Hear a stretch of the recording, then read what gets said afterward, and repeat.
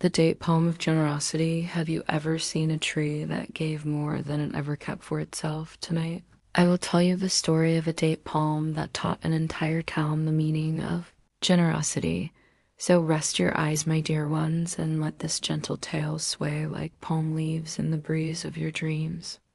My dear little ones, it is your old storyteller again tonight. We travel across the golden deserts of Arabia to a quiet town surrounded by tall palm trees. The people of this town lived by trading dates, water, and cloth. Among the many palms, there stood one very old tree. Its trunk was thick and twisted, its leaves stretched like green hands toward the sky. The townspeople called it Hiba, which means mother of gifts. For this palm gave the sweetest fruit, the coolest shade, and the strongest wood. But as the years passed, drought came to the land. The wells dried, the caravans grew fewer, the people began to hoard what little they had. Some hid their water in jars, others sold dates at high prices. The town grew restless and greedy. The old palm still gave her fruit, but fewer people came to sit beneath her shade. One hot afternoon, a poor traveler arrived. His clothes were torn and his lips dry. He begged at the market, "Please, someone give me a date or a drop of water."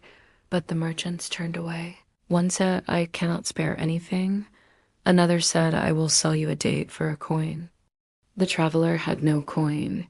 He staggered weakly through the streets until he reached the old date palm. The tree saw his suffering. She dropped 3 ripe dates at his feet. The traveler ate and felt strength return.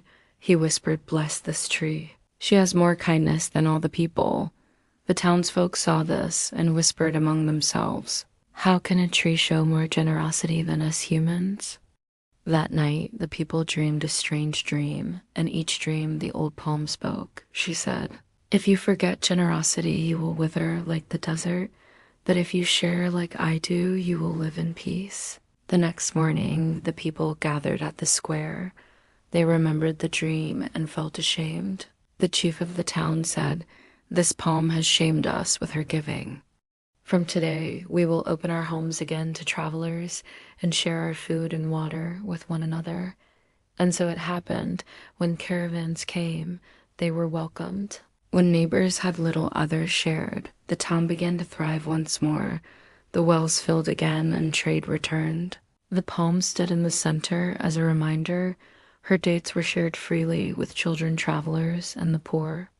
People said, "Truly, this tree has taught us generosity."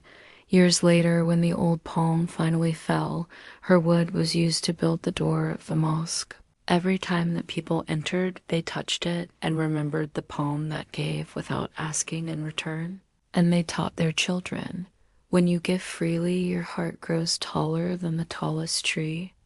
And so, my dear ones, remember this: to give is greater than to keep. A generous heart never grows empty. It only grows richer, like a palm heavy with sweet fruit.